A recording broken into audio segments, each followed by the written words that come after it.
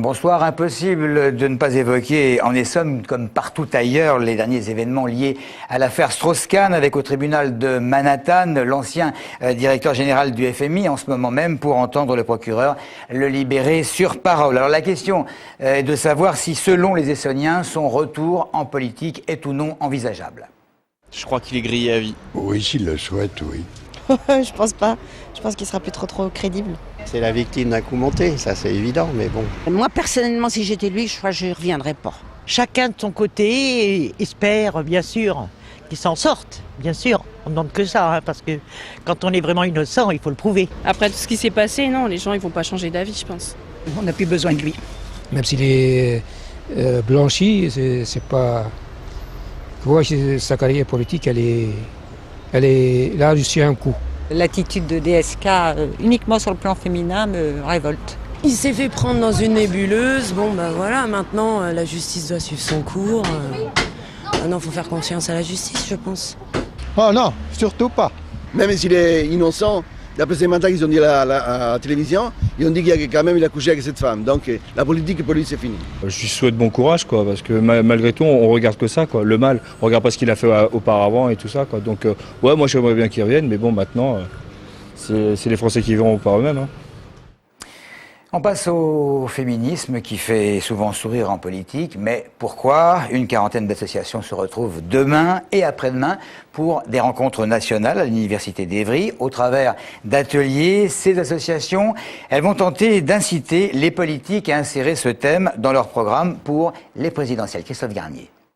En plein préparatif pour les rencontres de demain, à l'Université d'Évry, ces féministes sont décidées à aborder tous les sujets sans tabou, de la précarité aux assistants sexuels, en passant par la lesbophobie et les travailleuses migrantes. La quarantaine d'associations invitées par Osez Féminisme 91 compte bien faire de l'égalité homme-femme une réalité. On a énormément de choses qui sont inscrites dans la loi. Donc juridiquement, on a quasiment plus grand-chose à gagner, on va dire ça. Par contre, le problème c'est que dans les faits, on a toujours des inégalités vraiment importantes. Donc 27% d'écart de salaire, des femmes, 80% des emplois précaires qui sont occupés par les femmes, 3 femmes qui meurent toutes les semaines sous les coups de leurs conjoints, 200 viols en France par jour. En attirant à Évry des associations d'envergure nationale, Osez le Féminisme 91, qui vient de se créer à la fin de l'année dernière, montre ainsi son dynamisme et cherche à en profiter pour donner aux femmes une vraie place en politique. Les femmes représentent 50% de la population, elles sont toujours que 18% à l'Assemblée nationale. On ne peut pas parler de coïncidence, quoi. Après 10 ans de parité, il y a vraiment des stratégies de contournement de cette loi de la parité. Pour donner de la force à leurs idées, ces féministes diffuseront demain des tables rondes en vidéo sur Internet, dans l'espoir de voir certains thèmes repris par les candidats à la présidentielle. À l'ère ATP, la zone 6 n'existe plus depuis aujourd'hui. Elle fusionne avec la zone 5 et les tarifs avec elle.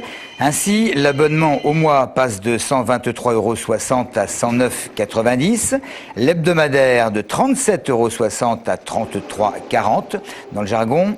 C'est un dézonage et il a été décidé par le STIF, le syndicat des transports d'Île-de-France. Alors en Essonne, cela concerne un vaste secteur de Dourdan à l'ouest, à Mennecy à l'est, en passant par Étampes. Et cette suppression de la zone 6, elle concerne quand même près de 130 000 voyageurs. J'ai entendu ça ce matin, donc je crois que ça va réduire le coût de la carte orange pour la zone 6. Donc c'est fantastique. Ça fait 3 € en moins, je pense, à peu près, par rapport à ce qu'on payait d'habitude. Donc c'est toujours ça de gagner, hein. Surtout ça vient encore d'augmenter aujourd'hui, donc finalement... Et puis le problème c'est que ça augmente et puis le service n'est pas à la hauteur, donc c'est un peu dommage. On est en zone 6, on vient en zone 5, donc la carte orange est moins chère, normalement. La baisse sera plus... se faire ressentir plus lorsqu'on prendra une carte d'abonnement ou tout ça, donc effectivement c'est pas négligeable. Donc voilà, je trouve ça bien, c'est une bonne chose pour les utilisateurs des transports en commun. Une sénatrice depuis maintenant 1 an et demi en Essonne et qui entend bien le rester, c'est Marie-Agnès Labarre, l'ex-maire de Vers-le-Petit, du parti de gauche, qui avait succédé à Jean-Luc Mélenchon. Marie-Agnès Labarre qui souhaite fortement figurer en bonne place sur la liste, sinon elle menace de se présenter d'une manière autonome. L'école des Myrtilles de Mennecy ne portera finalement pas le nom de Simone Veil. L'accord avait pourtant été donné par l'ancienne ministre. Le maire Jean-Philippe Dugouin avait choisi ce nom jugé comme consensuel. Le conseil d'école se prononce contre le changement de dénomination à la grande surprise de la ville.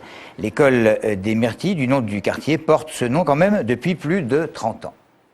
La polémique est née de l'attachement des riverains de cette école et des parents au nom du lieu. Et nous n'avions pas réalisé combien c'était important, puisque l'école et les maisons étaient construites en même temps, mais il y a 35 ans, et il nous semblait que ce lien était devenu plus lâche. Voilà. Donc c'était une vraie surprise pour nous. Cela dit, il y a eu quand même des écrits, des envois de mails ou de courriers avec à l'intérieur des propos un peu antisémites à l'égard de Simone Veil, qui a donc refusé de continuer à essayer de porter, que l'école porte son nom. Jean-Paul Huchon, de son côté, ne devrait plus avoir de soucis à se faire au niveau d'une éventuelle inéligibilité, portant sur un litige à propos de ses comptes de campagne. Le président du Conseil régional d'Île-de-France est à présent que le rapporteur public devant le Conseil d'État ne l'a pas demandé. On n'a pas fini d'entendre parler des couloirs aériens et des futures trajectoires, puisque ces couloirs vont être relevés pour ce qui concerne les dessertes d'Orly notamment, un projet défendu par Nathalie Kosciusko-Morizet, qui le trouve juste lors d'une grande réunion qui se tenait d'ailleurs à Limoux il y a quelques jours, réunion un petit peu houleuse avec bon nombre de mécontents. Des élus s'opposent à ce que certains appellent un transport de nuisance. Franck Marlin, par exemple, à droite, Claire-Lise Campion, à gauche. En fait, les changements devrait s'opérer à l'automne prochain et les élus et associations opposés au projet ont décidé de se réunir mercredi prochain pour adopter une stratégie. Vendredi 1er juillet, donc aujourd'hui, ça marquait le premier jour, ou plutôt le dernier jour d'école pour les enfants des primaires et des maternelles. Place maintenant aux vacances et du coup aux distractions. Alors voici quelques idées de sortie en compagnie de Claire Colombel pour cet été dans le département. Avec ce soleil et la chaleur des derniers jours, on a forcément envie de se baigner pour se rafraîchir un peu.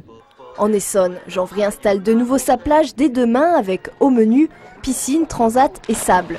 À Draveil, après 6 ans de fermeture, la piscine à vagues avec toboggan, qui remporte toujours un grand succès auprès des enfants, est ouverte tous les jours cet été. D'autres activités nautiques sont proposées comme le canoë-kayak, toujours à la base de loisirs du port aux Cerises, ou le pédalo et les bateaux électriques pour les enfants à Étampes. Pour les amateurs de sensations fortes, vous allez être servis avec la luge d'été à Étampes. Seul ou à deux, vous descendez pendant près de 4 minutes, 680 mètres à une vitesse allant jusqu'à 40 km/h. Si vous préférez la grimpette à la glisse, 4 acrobranches existent en Essonne, à Étampes, Draveil, Bruyères-le-Châtel et Milly-la-Forêt, où 9 circuits attendent les casse-coups dès 2 ans. Grande nouveauté cette année à Milly-la-Forêt, un circuit panoramique à 18 mètres sur lequel on évolue uniquement en tyrolienne. Pour les plus jeunes, les moins de 12 ans environ, des parcs d'attractions leur sont réservés comme Babyland, Amiland ouvert depuis 2008 à Saint-Pierre-du-Perret. Île aux Canards, Rivière Enchantée, au total 10 manèges sont proposés aux petits dans un espace boisé de 24 hectares. En cas de pluie, vous pourrez emmener vos enfants au Dundee Park à Corbeil où toboggan, labyrinthe géant, pont de singe et karting entre autres les attendent. Sur ce, bonnes vacances à tous. Et on va terminer par la route, puisque les premiers départs en vacances ont débuté. C'était orange, approchant du rouge aujourd'hui. Le rouge va d'ailleurs se foncer de plus en plus jusque demain soir en Île-de-France. 430 policiers en banlieue et grande banlieue sont chargés d'assurer la sécurité des automobilistes pour l'un des plus importants trafics de l'année. Voilà, prudence si vous prenez la route et merci de votre fidélité.